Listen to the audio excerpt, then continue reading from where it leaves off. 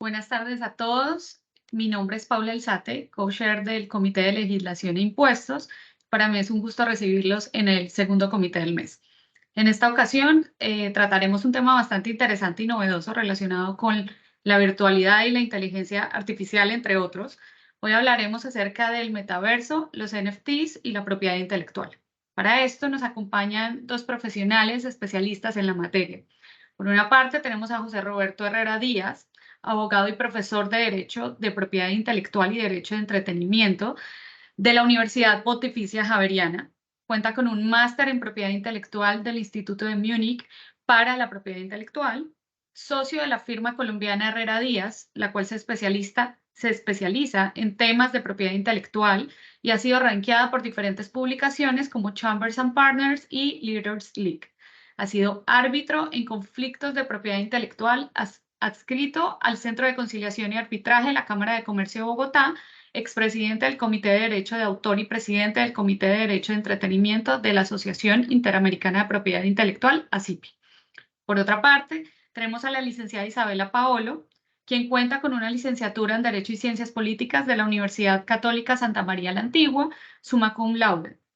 También cuenta con una maestría en Business Law de la Universidad de Georgia, es becaria Fulbright 2021-2022, hace parte de la firma de abogados panameña Cedeño y Méndez desde el año 2019, desempeñándose actualmente como Junior Associate, enfocándose principalmente en el área de propiedad intelectual. Igualmente, hace parte de la Asociación Panameña de Derecho de la Propiedad Intelectual APADEPI y de la Asociación Internacional de Jóvenes Abogados AIJE. Así que les agradecemos por acompañarnos el día de hoy y damos paso a José Roberto para que empiece con la presentación.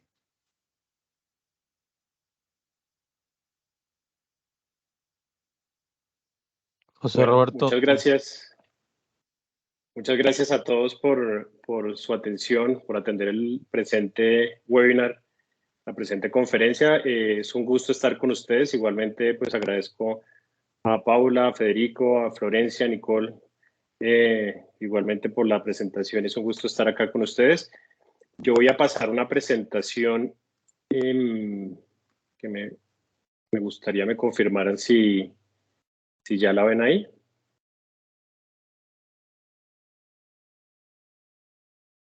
¿Ahí ya la ven? Sí, perfecto. Perfecto.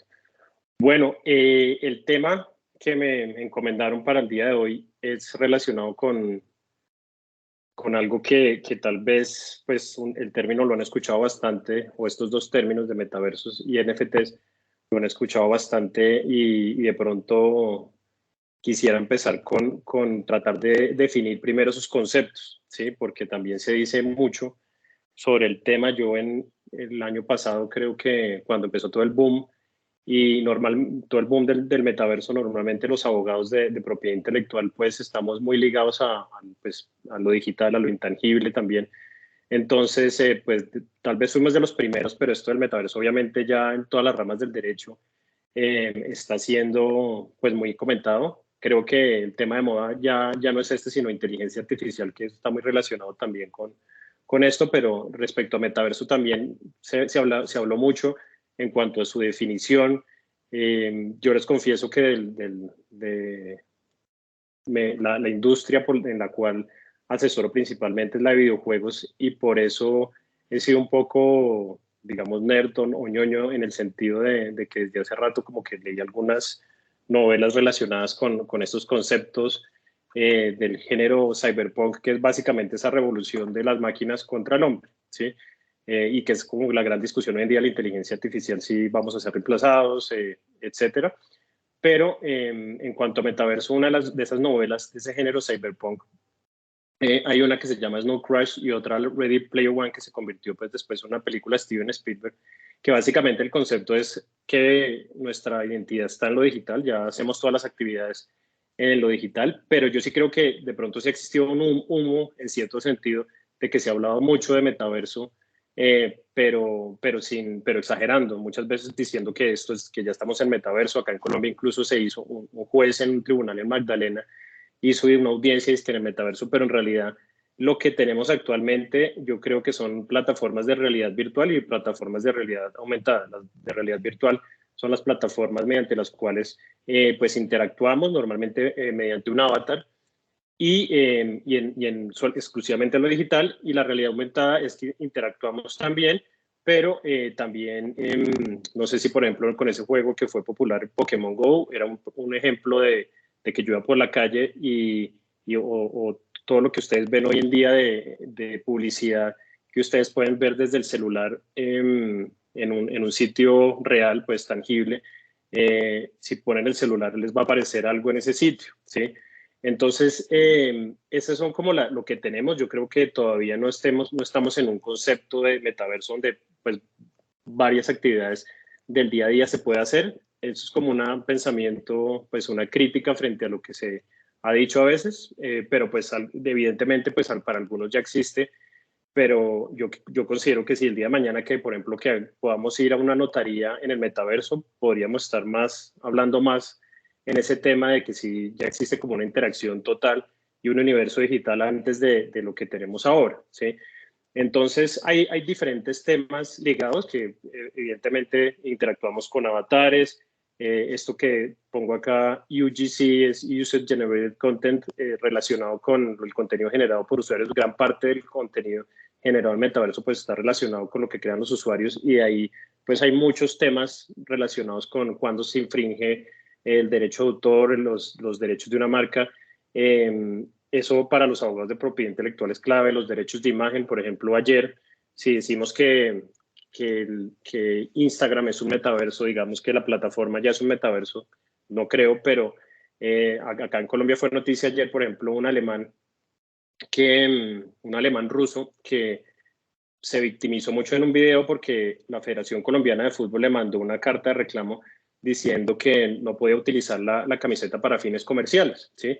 Entonces él pues criticó mucho la actuación de la federación, pues se victimizó, como digo, diciendo que lo estaban no ridiculizando, sino que lo estaban perjudicando. Digamos, él solamente tenía buenos sentimientos frente al país, pero lo que obviamente olvidaba decir es que él tenía contratos con competidores de quienes patrocinan la selección colombiana, y evidentemente había un ánimo comercial. No quería decir que un influencer no pueda, o un contenido generado por usuario, que el usuario no pueda generar contenido con la camiseta de la selección, pero ya cuando se comprueba que tiene como patrocinios con otras marcas competidoras, es lo que puede llamarse como el ambush marketing en estos temas. Entonces, todo esto en esta interacción que vemos en llamado metaverso o no metaverso, pero más allá en esas plataformas, estamos en esa discusión. El otro tema, evidentemente, son pues los NFTs. Básicamente los NFTs, o el non-fungible token en inglés, o token no fungible, son bienes virtuales, ¿sí? En donde no necesariamente son obras de arte, pero algunos son obras de arte que cumplen con la característica del derecho de autor, de originalidad de la obra. Y la gracia, digamos, de esos NFTs es que están creados a través del blockchain, que en palabras más o palabras menos, o en palabras más sencillas, la gracia que tiene el blockchain es que yo voy a ver la trazabilidad de las transacciones, de saber si alguien compró eso. Yo puedo, con esta tecnología, saber quién lo compró, identificar. Esa es como la magia detrás de esta tecnología, identificar quién posee ese NFT, ¿sí? El chance de que se presente como un fraude es bastante bajo, ¿sí? Casi que tiene que haber un hackeo para esto. Entonces es algo que brinda muchas garantías, mucha seguridad en las transacciones.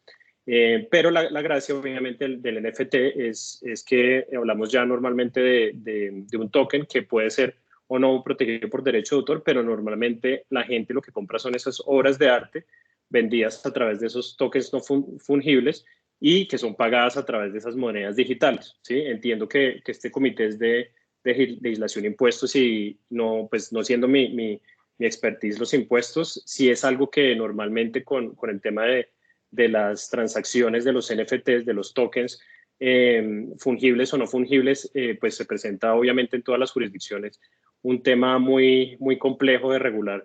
Entonces, acá en Colombia, por ejemplo, pues sí veo muchas veces eventos relacionados con el tema, pero sí se ha prestado igualmente para temas de fraude, por ejemplo, de lavados de activos, perdón, en los tokens, y ese es como el gran riesgo que veo en esta industria. Normalmente los criptoactivos, los NFTs siendo una especie de criptoactivos han caído. No estamos tampoco en el boom que fue el año pasado, pero evidentemente no creo que no van a desaparecer, sino que evidentemente están para quedarse.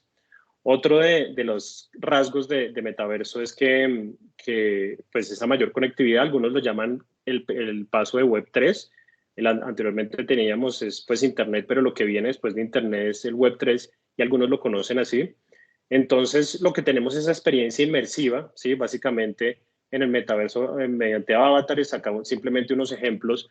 La forma en que yo he accedido a esto ha sido, digamos, con estas gafas de Meta. Yo no tengo, por ejemplo, las últimas de Apple, que pues para los aficionados a la tecnología es un gran regalo, bastante costoso en comparación a estas, pero sí la tecnología es muy, muy avanzada. He visto que el cursor lo mueven ustedes con los ojos. No las he probado, pero sí es algo que pues llama mucho la atención y es una experiencia de realidad virtual y realidad aumentada.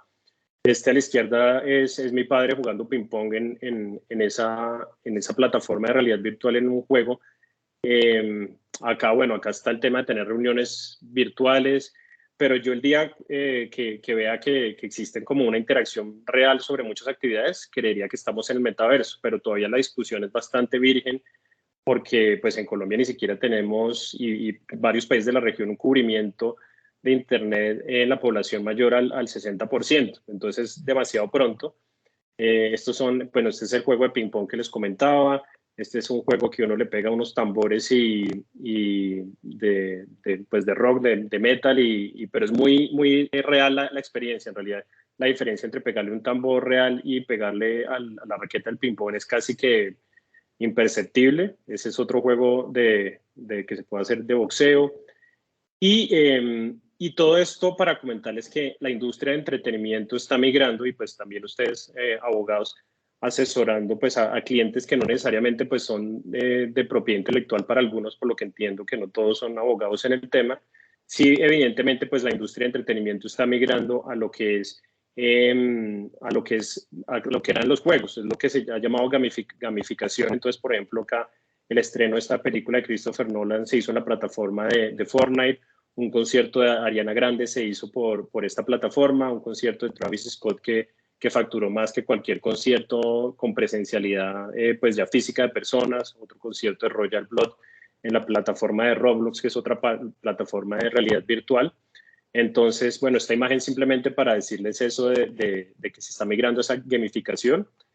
Yo entiendo que después ustedes pueden acceder a esta presentación y queda grabada porque sí quería como abarcar varios temas, pero esto simplemente lo paso muy rápido para comentarles pues, que esa industria de los videojuegos es la que ha llegado a que se formen pues, esos metaversos, porque a partir de un avatar o no necesariamente un avatar, pero mi imagen real puede interactuar, que es como la diferencia frente a lo que vemos en película y música, en donde no hay propiamente una interacción, somos simplemente receptores.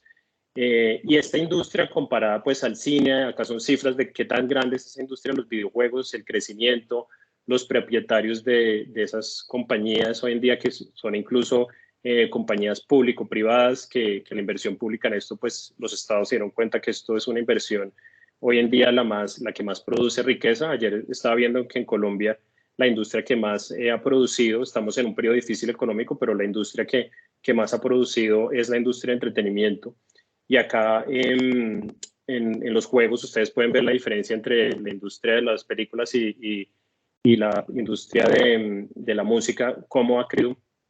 Y por eso hoy en día los desarrolladores de software son pues muy cotizados, porque evidentemente los que tienen el poder sobre estas plataformas y los que pues el poder de desarrollarlos son muy grandes.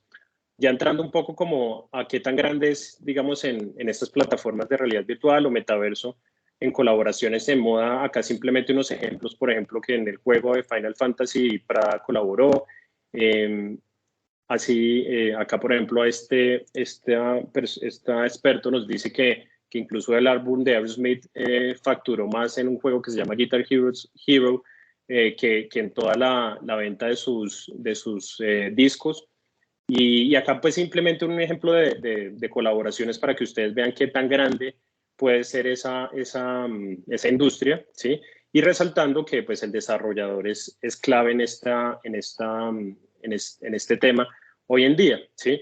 En donde pues no solamente tenemos el ChatGPT hoy en día, sino que con esas imágenes como el Midjourney y el Midjourney, que ustedes ponen un comando y buscan una imagen y les salen todos estos a veces memes que dicen, bueno, yo quiero una imagen de Trump dándose un beso con el presidente de China, pero entonces parecería que fuera real porque la imagen es muy bien hecha, ¿sí? Entonces, tenemos esto, también tenemos también los deportes electrónicos que están muy ligados a esa interactividad en el metaverso, y acá en Colombia, de hecho, se presentó un proyecto de ley hace poquito para regularlos. En algunos países ya se han regulado incluso como, pues que se han reconocido como deporte, porque ya estamos migrando a lo digital, y obviamente esto genera pues miles de consecuencias de adicción, sedentarismo, pero evidentemente eso ya no tiene vuelta atrás, ¿sí? Y es en algo que los abogados evidentemente tenemos que estar ahí para, desde el punto de vista incluso evidentemente de impuestos, pues es muy importante. El tema de inteligencia artificial pues es muy real. Hay un capítulo, por ejemplo, una serie de Netflix que se llama Black Mirror, que les muestra cómo aceptar los términos y condiciones en una plataforma va a terminar siendo también que puedan utilizar su cara para producir una obra audiovisual y que alguien haga una producción con su vida. Entonces, pues, eso, digamos, es un panorama bastante preocupante el que pinta el capítulo, pero el tema que hay detrás de esto es que los actores hoy en día, pues, eso ya es como más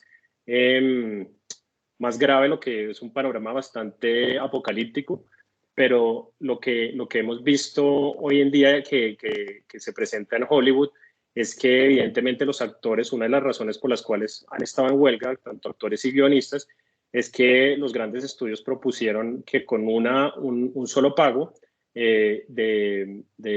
por un solo pago que les hacían estos actores, se cedían los derechos de imagen de los demás para que los productores hicieran ya con su imagen producciones, ¿sí? Entonces casi que el fin de la industria, y además que el pago era muy poco, pero eso es una de las razones de esa huelga.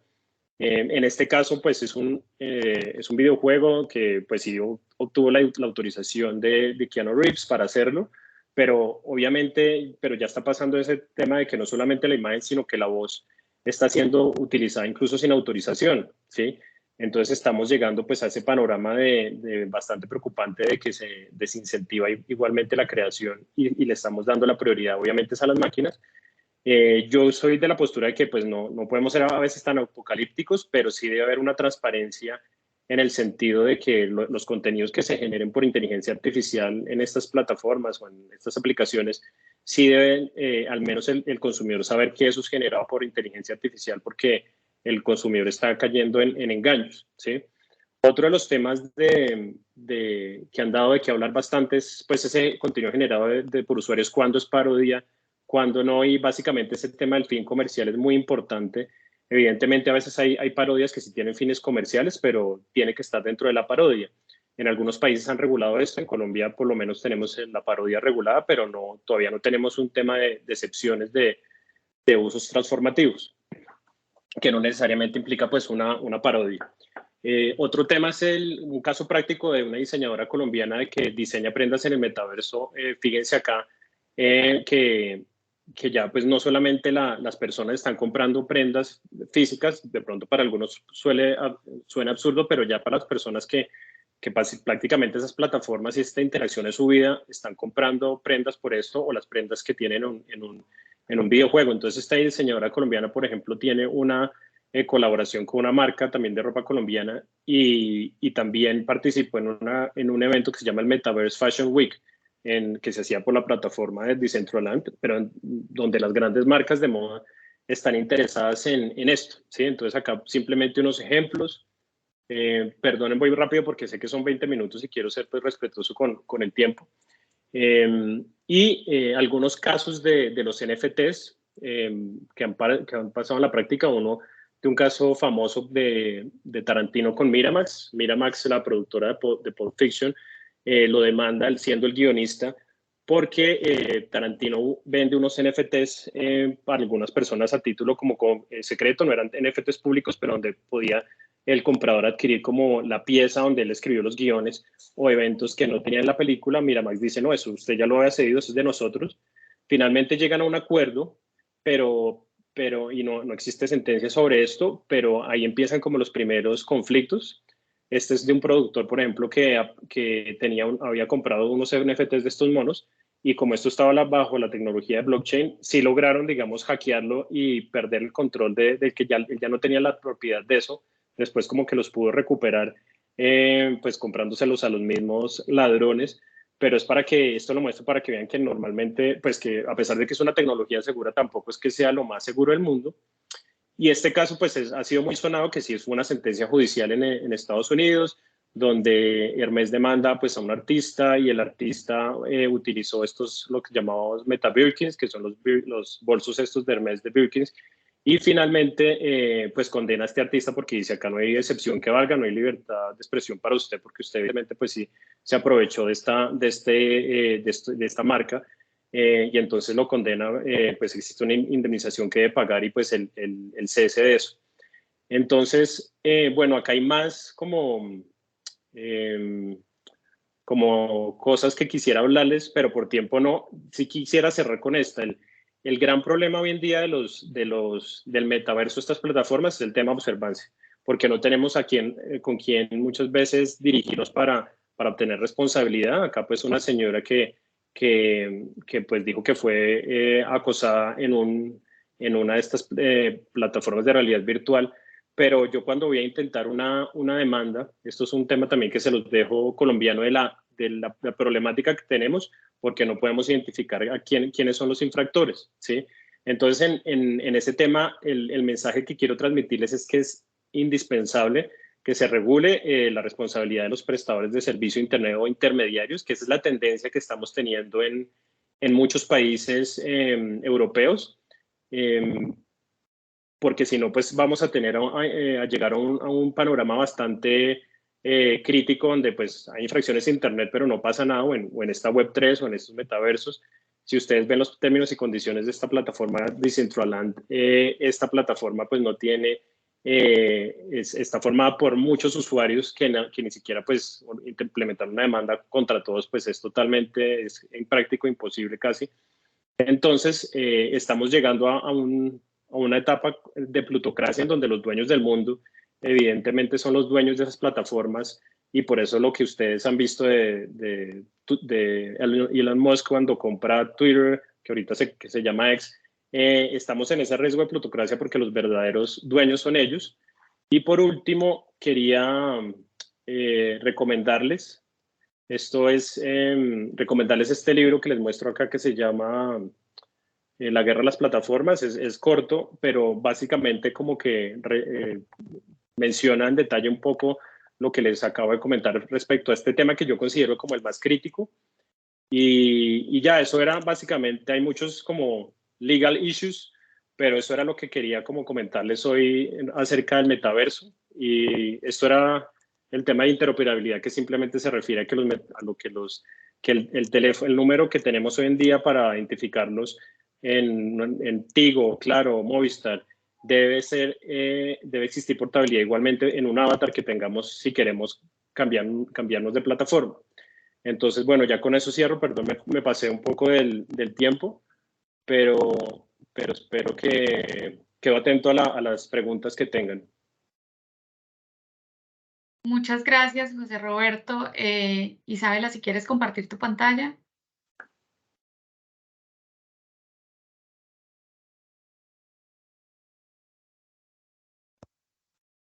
Perfecto. Ahí la vemos.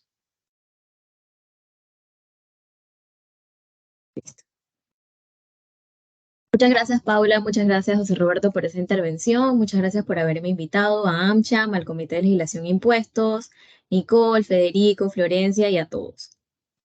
Para seguir en esa línea de lo que comentaba José Roberto, realmente nosotros nos encontramos actualmente en una nueva realidad virtual que es nueva para todos y que es realmente incierta desde el punto de vista legal. ¿Qué quiero decir con esto? Actualmente estamos en un mercado que viene o se desarrolla en diferentes partes. Desde el punto de vista monetario, también tenemos el punto de vista de lo que ahora es el comercio virtual.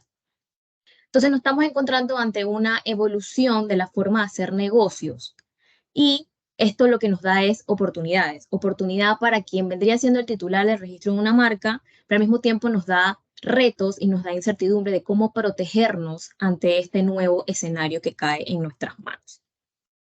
Lo que conocemos actualmente nos brinda una gran oportunidad para las marcas de ser un poco más creativas y de incursionar para estar mejor posicionadas. Pero también lo que hace es que obliga a los titulares de estos registros a buscar nuevas formas de cómo protejo mis marcas, cómo las ejecuto, cómo adquiero esos derechos para poder tener más valor comercial.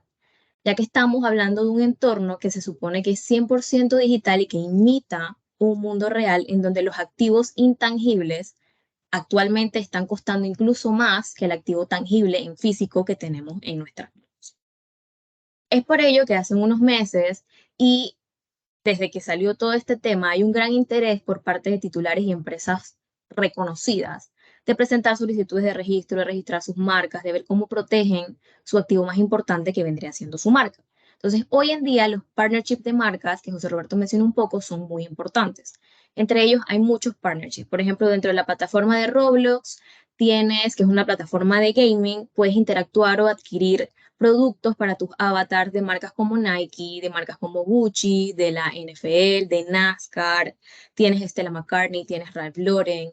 Al mismo tiempo también ha habido partnerships, por ejemplo, tenemos el juego que aquí está, Burberry con Honor of Kings, en donde tú podías comprar para tus avatar ropa de la marca y ponerlos de esta forma. También tenemos la colaboración que hubo con Fortnite y Balenciaga, en donde podías ponerle a tus jugadores réplicas de la ropa de Balenciaga. También tenemos con Gucci, que inauguró el Gucci Garden Experience, que vendría siendo una tienda de bolsos en donde los bolsos estaban vendiendo a un precio incluso más grande que los bolsos físicos. Con relación a los partnerships mencionados, sí son bien importantes, pero lo más importante vendría siendo cómo vengo y yo protejo mi activo intangible. Actualmente, la estrategia que se está recomendando es que presente solicitudes de registro ante las oficinas de marcas de los distintos países, haciendo referencia a clases comunes, en este caso que vendría siendo clase 9, clase 35, clase 41, especificando que vendría siendo para la venta o para la protección de archivos digitales descargables autentificados por tokens no fungibles, es decir, NFT. ¿Cuál ha sido la respuesta de estas a la oficina de marcas? Y voy a hablar específicamente del caso de la oficina de Estados Unidos, que es la que más se ha pronunciado en este tema. Por ejemplo, el colocar dentro de tu solicitud de registro productos virtuales solamente es un poco vago, específicamente en la clase 09. Tienes que especificar productos virtuales con relación a qué lo vas a utilizar. En el caso de NFT, tienes que ser bastante específico con el artículo digital que vas a identificar con esto. También se ha pronunciado con el tema de la descriptividad o que se considera genérico. Ellos decidieron registrar Meta Jacket en clase 9 para productos virtuales descargables, a saber, prendas de vestir, en particular chaquetas, pero consideraron que era una marca descriptiva, Cyber Sneaker, por ser descriptiva en productos virtuales descargables en clase 9. La diferencia vendría siendo la especificidad de cómo se presentó cada marca y que por ello lo consideraron que era algo bastante genérico. Estas marcas famosas como L'Oreal, como McAfee, como Walmart, como Burberry, que han presentado estas solicitudes, siendo Estados Unidos una de las potencias más grandes y uno de los exportadores de marcas más famosas, nos indica que esta vendría siendo ahora una prioridad, el cómo yo protejo mi activo intangible y que no es de un rubro específico. Las posibilidades dentro del metaverso y de la protección son realmente amplias. Entonces, cualquiera, en cualquier tipo de clase de la clasificación de NISA, puede incursionar en la protección de estos activos intangibles. Ahora bien, ¿qué desafíos nos vamos a encontrar o nos encontramos actualmente con el tema del metaverso? Hay tres principales. El primero, tendríamos que hablar de lo que vendría siendo el trademark squatting, o en otras palabras, la piratería marcaria. ¿Cómo lo definió la OMPI o qué quiere decir esto? El fenómeno cuando tienes una empresa o tienes una persona natural que lo que hace es que presenta una solicitud de registro de una marca que le pertenece a otra persona. Por eso, piratería marcaria.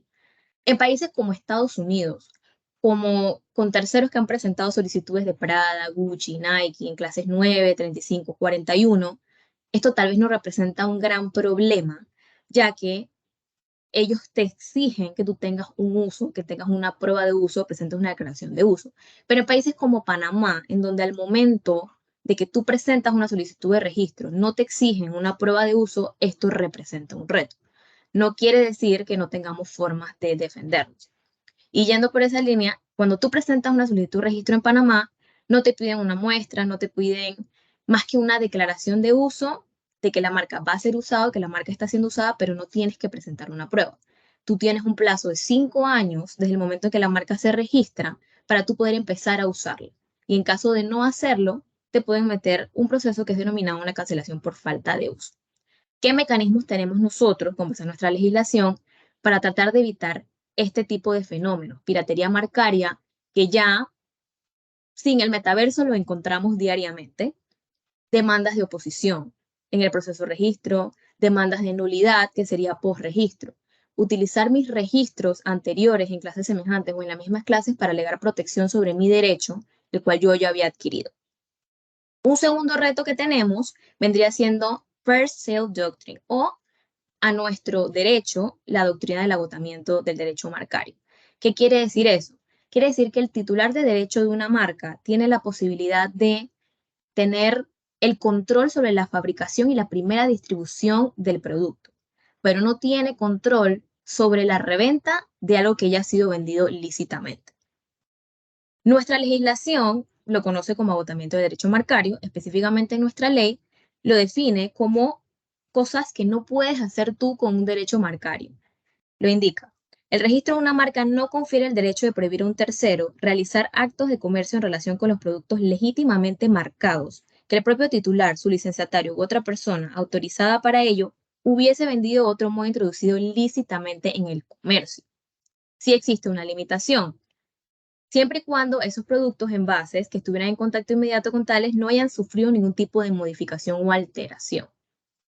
La reventa lícita. En palabras prácticas, si yo compro una zapatilla a Nike, después de lo que yo haga con ella, yo tengo libertad de revenderla al precio que a mí o yo considere necesario, o regalarla si fuere el caso. Y Nike no tiene nada que ver en este escenario. Sin embargo, los retos de esta teoría tendríamos que preguntarnos, dentro del metaverso, ¿qué derechos tiene el comprador del artículo virtual que compró? ¿Se agotan los derechos del titular de la marca, del titular de la marca de Nike, del titular de la marca de Prada dentro de este metaverso? ¿Se configura la teoría del First Sale Doctrine o agotamiento de derecho marcario en la venta de un producto virtual?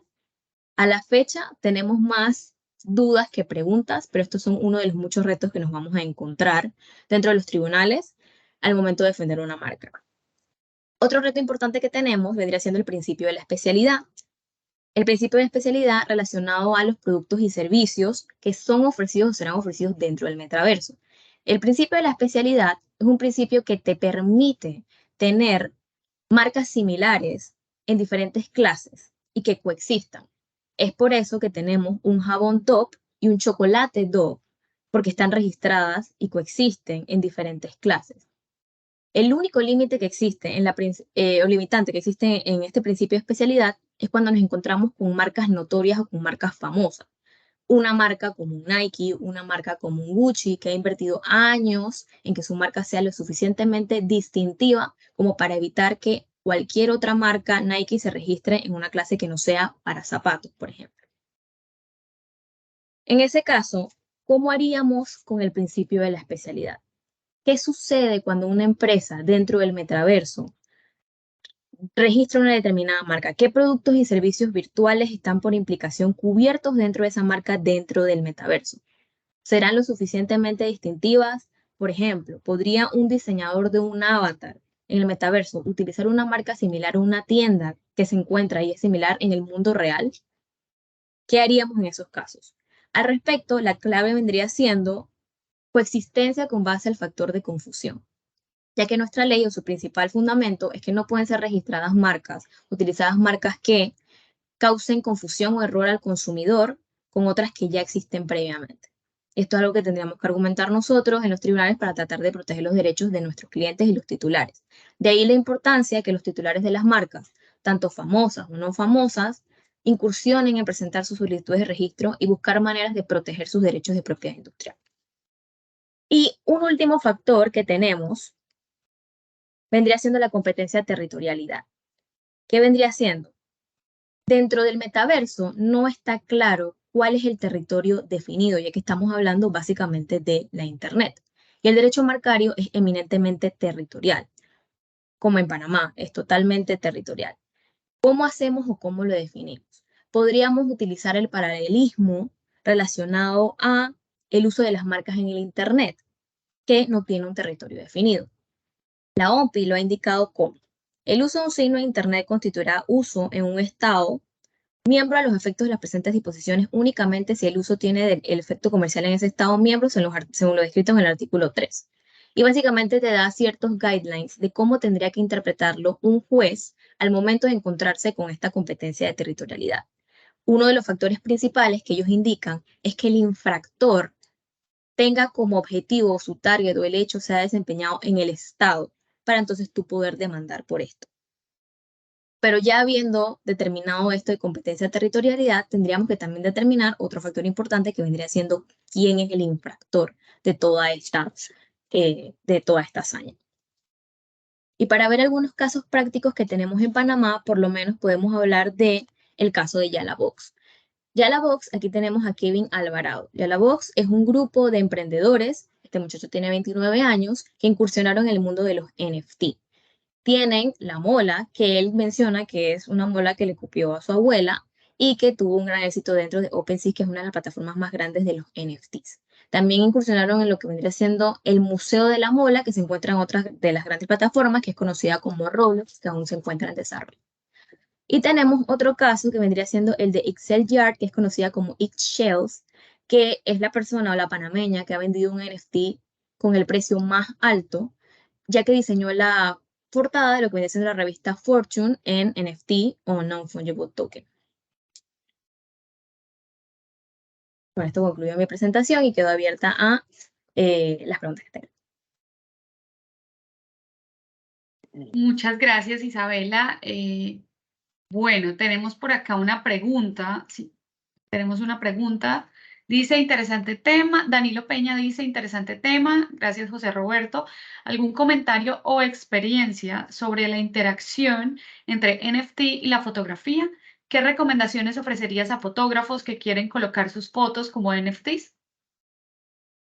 Bueno, bien, ahí casualmente, y creo que algunos de ustedes fueron a un congreso de la Asociación Interamericana de la Propiedad Intelectual, no estoy haciendo cuña, pero me acordé por la pregunta de lo siguiente, es que en ese seminario fue una artista colombiana que se llama Fira. No se trata de, que se conoce como Soy Fira, no se trata de un tema fotográfico, porque ella lo que hace son, pues, sí, obras artísticas, no con fotografías, sino pinturas prácticamente, pero ella vende solamente con NFTs.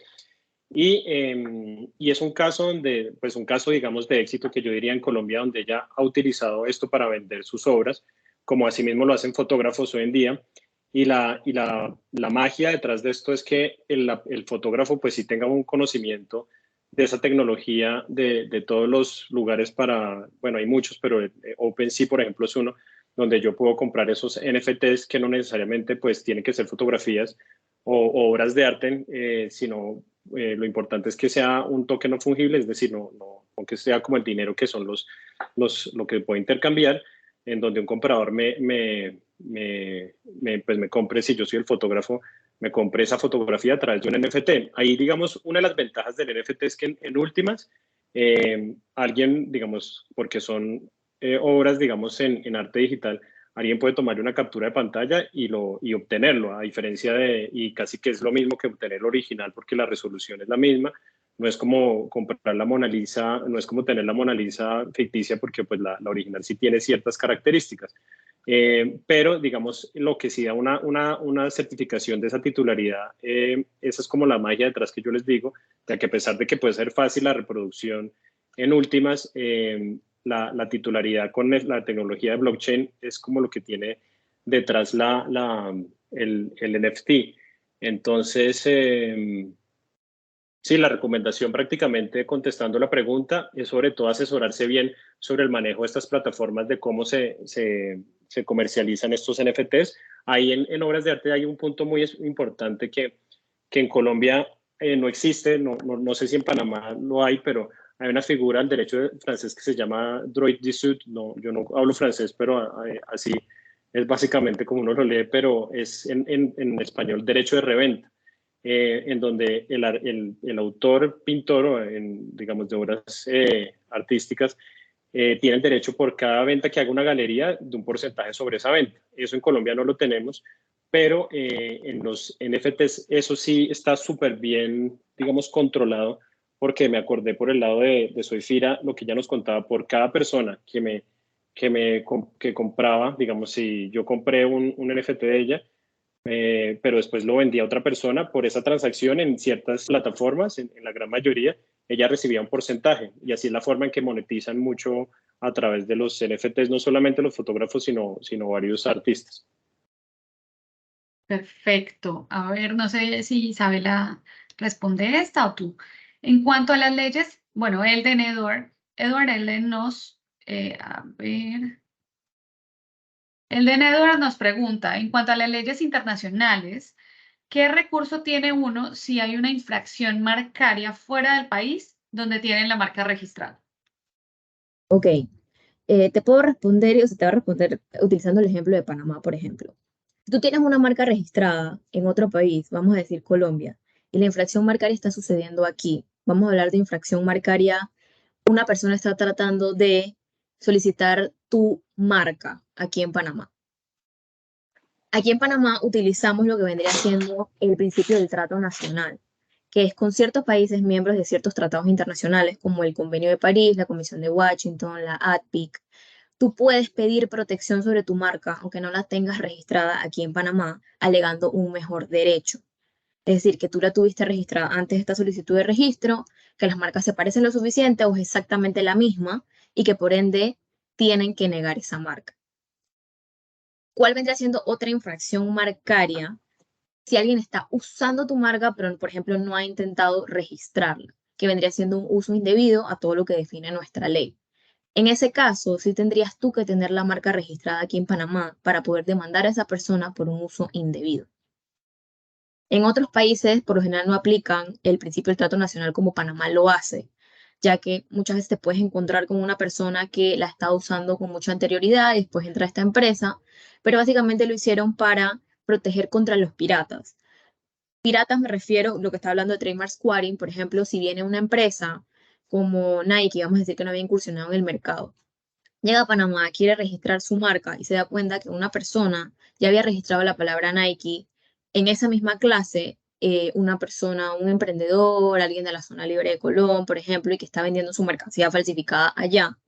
Básicamente era como una estrategia que utilizaban los piratas para poder negociar y después venderte la marca. Es decir, bueno, si ya yo la tengo, no tengo manera de hacer nada, así que ¿cuánto me das por ella?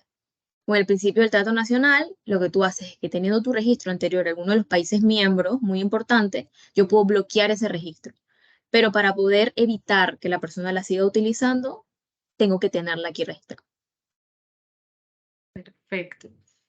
Anet Bárcenas nos pregunta, en cuanto a NFTs de obras de artes físicas, ¿qué derechos tiene el dueño del NFT sobre la obra física? ¿Puede existir el NFT totalmente divorciado de la obra física?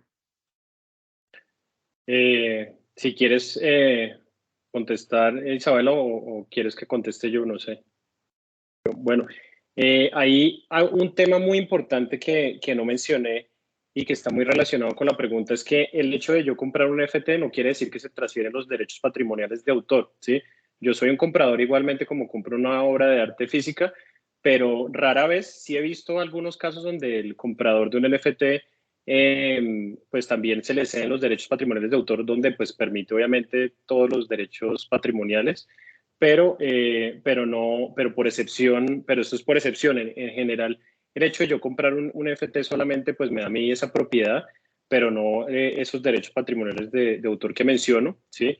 En la pregunta, por lo que entiendo, es si yo puedo vender una obra de arte física en un NFT, evidentemente, sí, yo sí creo que pues, es posible, digamos, si también tengo un cuadro en físico, digamos, no es una obra de arte digital, pero lo tengo en físico, pero después yo le tomo una foto y quiero vender esa foto también como NFT, pues perfectamente lo puedo hacer.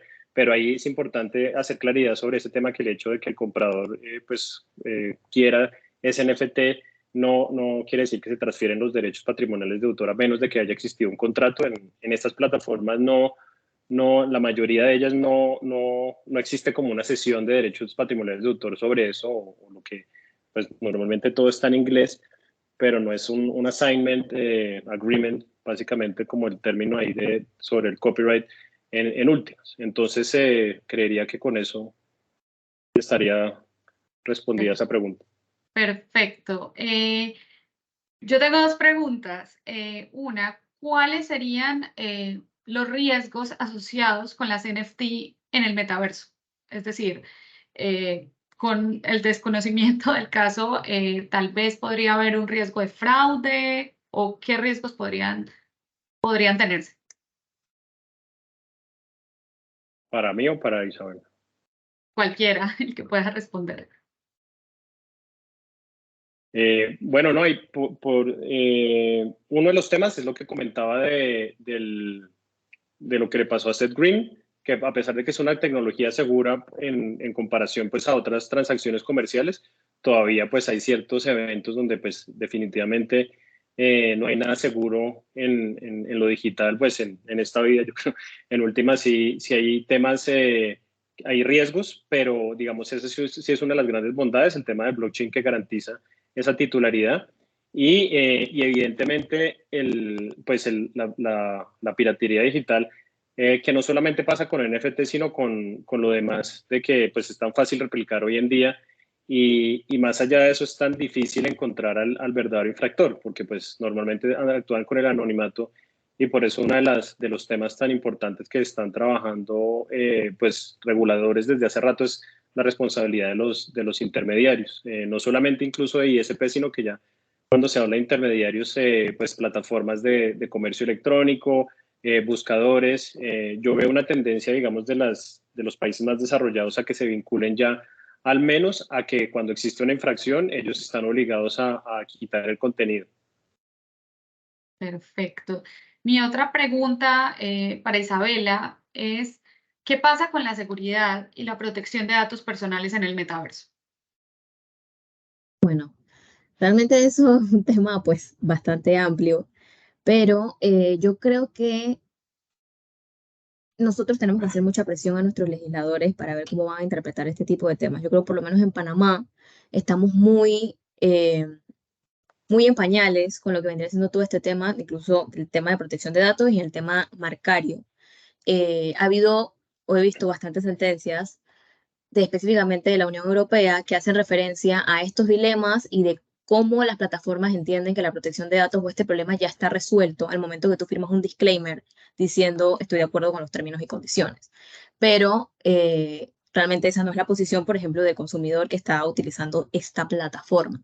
Yo creo que el mayor riesgo, o como vamos a interpretar, tenemos que ver cómo los legisladores lo van a interpretar, ya que no tenemos, por lo menos en Panamá no tenemos ningún tipo de jurisprudencia al respecto o no ha salido ningún tipo de caso y nuestra ley tampoco ampara esta figura, ya que ni en temas de marcas ni en la ley que tenemos actualmente de protección de datos se contempla esta nueva realidad virtual.